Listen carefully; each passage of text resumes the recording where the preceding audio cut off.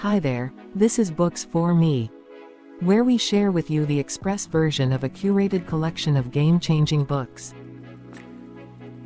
This is the express version of Stolen Focus: Why You Can't Pay Attention and How to Think Deeply Again by Johann Hari. Johann Hari is a British-Swiss journalist and author known for his work on the deep attention crisis and its impact on our lives. He is the author of the book Stolen Focus: Why You Can't Pay Attention and How to Reclaim Your Mind, and is a co-founder of the Center for Humane Technology. Hari is a passionate advocate for social justice and drug policy reform, and is a vocal critic of the attention economy and the way that technology is being used to manipulate our thoughts and feelings. The book Stolen Focus: Why You Can't Pay Attention and How to Reclaim Your Mind, which is organized into 12 chapters that explore the causes and consequences of the deep attention crisis, and offers solutions for reclaiming our focus. So let's start. Chapter 1: The Deep Attention Crisis. In this chapter, Hari introduces the concept of deep attention and argues that we are currently experiencing a crisis of deep attention.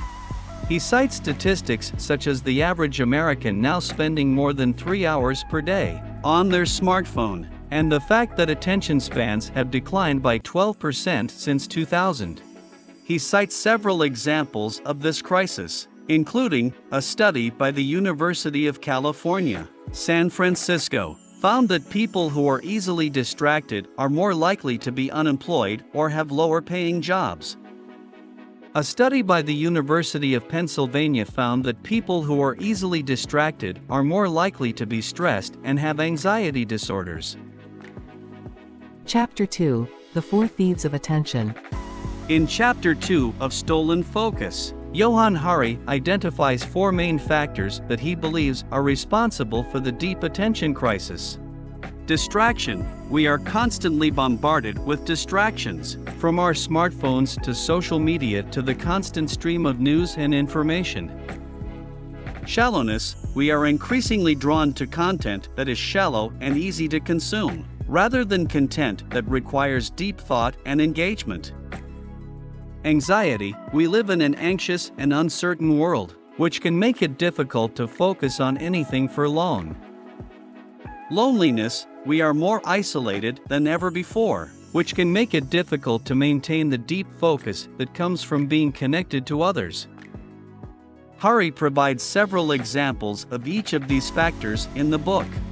For example, he discusses how social media companies are designed to be distracting. They use algorithms to keep us scrolling for as long as possible, and they bombard us with notifications and ads.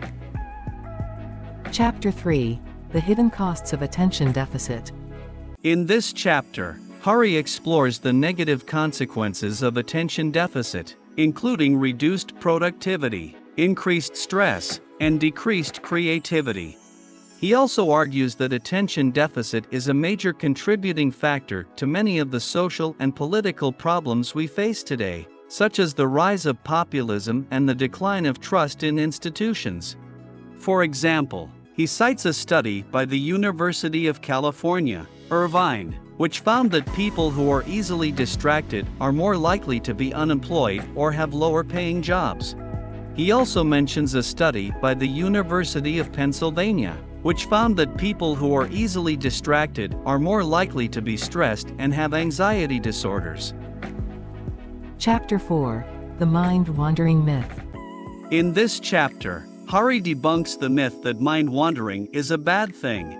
He argues that mind-wandering is essential for creativity and problem-solving. He also cites research showing that people who mind-wander more are actually better at focusing on tasks when they need to. For example, he mentions a study by the University of California, Berkeley, which found that people who were allowed to daydream for 15 minutes before performing a task performed better on that task than people who were not allowed to daydream. Chapter 5: The Flow State. In this chapter, Hari discusses the concept of flow, which is a state of deep concentration and enjoyment that is often experienced when people are working on challenging and meaningful tasks. He argues that flow is essential for peak performance and creativity, He mentions athletes who experience flow when they are performing at their best. He also discusses artists who experience flow when they are creating their work. Chapter 6. The Attention Merchants. In this chapter, Hari exposes the tactics that companies use to capture our attention and keep us hooked on their products and services. He argues that these companies are more interested in making money than in our well-being. In addition, Hari discusses how companies are using neuroscience to design products and services that are more addictive. For example, some apps use variable rewards to keep us coming back for more. Chapter 7. The Lost Art of Conversation. In this chapter, Hari discusses the importance of conversation for deep attention and connection. He argues that we have lost the art of conversation because we are so distracted by our devices. Chapter 8. The Attention Economy. In this chapter, Hari explains how our attention has become a commodity that is bought and sold. He argues that this is a dangerous development because it allows companies to manipulate our thoughts and feelings for their own profit. For example, he discusses how social media companies sell our attention to advertisers. He also mentions how companies use targeted advertising to manipulate our purchasing decisions. Chapter 9. The Fight for Attention. In this chapter, Hari discusses the ways in which we can fight back against the attention merchants and reclaim our attention. He argues that we need to change our relationship with technology and learn how to focus better. For example, he discusses the need for new laws and regulations to govern the attention economy. He also mentions the need for schools to teach students about the importance of deep attention and how to focus. Chapter 10. The Attention Revolution. In this chapter, Hari outlines a vision for a future in which we are all able to focus deeply and live meaningful lives. He argues that we need to create new technologies and social structures that support deep attention. For example, he discusses the need for new schools that teach students about the importance of deep attention and how to focus. He also mentions the need for new workplaces that are designed to support deep focus, rather than distractions. Chapter 11. The Future of Work. In this chapter, Hari discusses the implications of the deep attention crisis for the workplace. He argues that we need to rethink the way we work and create new models that allow people to focus deeply and do their best work. Hari provides several examples of the challenges that the deep attention crisis is creating for workers. For example, he discusses the rise of multitasking and the increasing demand for constant availability. He also mentions the negative impact of distractions on productivity and creativity. Chapter 12. The Future of Attention. In this chapter, Hari offers some final thoughts on the future of attention. He argues that we need to have a national conversation about the importance of deep attention and how we can protect it. Hari provides several examples of the link between diet and attention in the book. For example, he cites a study by the University of California, San Francisco, which found that people who eat a diet high in processed foods are more likely to have attention problems. He also mentions a study by the University of Bristol, which found that people who eat a diet high in fruits and vegetables are better able to focus and pay attention. Hari then goes on to discuss the link between pollution and attention. He cites a study by the University of Southern California, which found that exposure to air pollution can lead to decreased cognitive function and attention problems. In conclusion, the book Stolen Focus is a well-researched and thought-provoking book that provides a comprehensive overview of the deep attention crisis.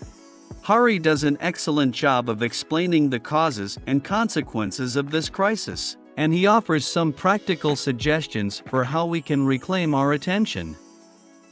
Here are 3 practical suggestions for putting the knowledge learned in factfulness into practice. 1. Reduce distractions.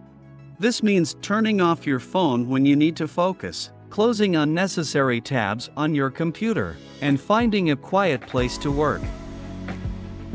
2. Take breaks. It's important to take breaks throughout the day to avoid burnout. Get up and move around, or take a few minutes to daydream.